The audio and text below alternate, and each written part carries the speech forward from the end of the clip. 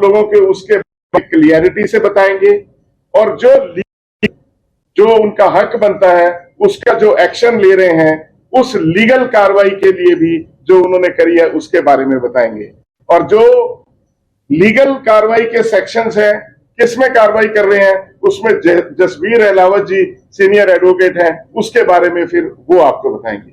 तो श्यामलाल जी इसके बारे में सूद जी हमारे साथ वीके सूद जी भी हैं जो एमसी भी 2 बार रहे हैं पंचकुला में, और पंचकुला के बहुत पुराने यहाँ से शुरू से है। सबसे पहले तो मैं आपका धन्यवाद करता हूँ कि आज बहाने से इस बहाने ही हम मिले, क्यों उससे पहले कारपोरेशन में बैठे थे जब से मैं मेयर बना हूँ, और आप लोग तो मेरे बारे में तो जानते जो भी हूँ आपके सामने। लेकिन आप जिस बंदे ने ये इल्जाम लगाया है भी 200 करोड़ रुपए का सड़कों में घपला हो गया, 200 करोड़ BL टंडन को कौन नहीं जानता, आप बताओ पहले, इनमें से जानते सब। उसका काम एक ही है कि आज नहीं, आज से 30 साल पहले से वो कंप्लेंटें करता रहा है, और हर तरह से कोर्ट में भी लोगों के केस चल रहे हैं, उसके सब कुछ चल रहा है। लेकिन उसने क्या डिटेल दी है, किस चीज का किया घपला, रिकारपोरेटिंग।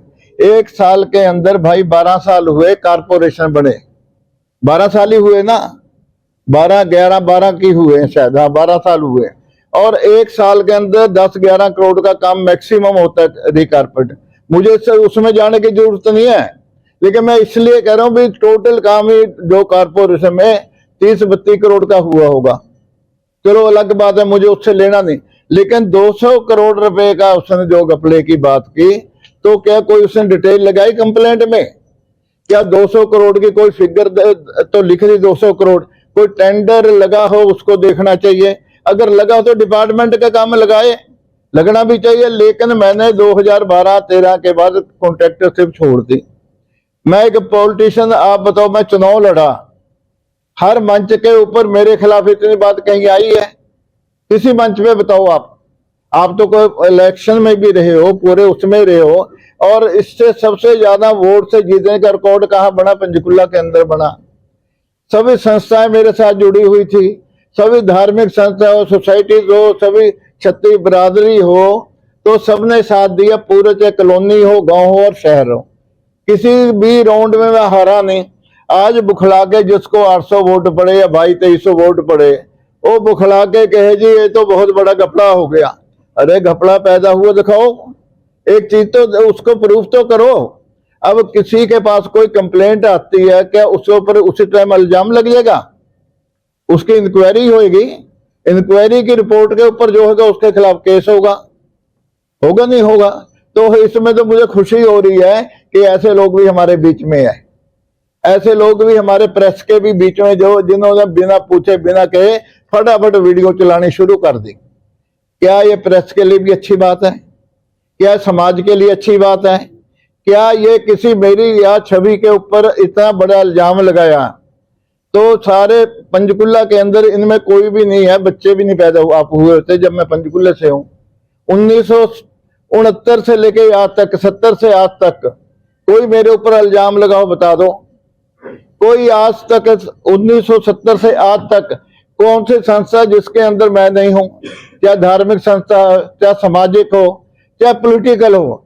मैंने 3 चुनाव पहले भी लड़े हैं, उन चुनाव में मेरे ऊपर कोई लगा हो पहले कोई इल्जाम? तो आज अगर इल्जाम लगाने वाला है वो पूरी डिटेल दे, और डिटेल देकर अगर मेरे ऊपर होता हूं, मेरे को फांसी की सजा होनी चाहिए, इससे कम नहीं होनी चाहिए। अगर प्रूफ नहीं देता तो उसके ऊपर क्या होना चाहिए, आप लोग सोच लो। जिसने वीडियो चलाई है उसके ऊपर क्या इल्जाम होना चाहिए, सोच लो, बिना पूछे।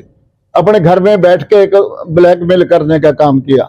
उसके बाद पॉलिटिशियनों का क्या हाल होना चाहिए, जो 2200 वोट लेकर नेता बन रहे हैं पार्टियों के, या आजाद खड़े होकर 800 वोट लेकर ये कर रहे हैं भी 200 करोड़ का हुआ, सीएम को नौकरी छोड़ देनी चाहिए, अपनी पोस्ट छोड़ देनी चाहिए।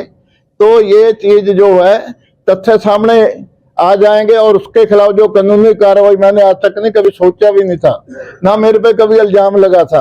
अगर अब कार्रवाई भी होगी, और जो कुछ होगा, हमारे एडवोकेट बैठे हैं, जो कानून कहता है मैं इसको हंस के स्वीकार करता हूं, जो उन्होंने मेरे को इल्जाम लगाए, और उसका जवाब अब जो होगा पब्लिक भी देगी, जिन्होंने मेरे को चुना है। और मेरे ऊपर आज भी कोई उंगल उठा के कह दो श्यामलाल जी 1 कप हराम का चाय का आपने पिया है, मैं उसी टाइम गुनाहगार होऊंगा।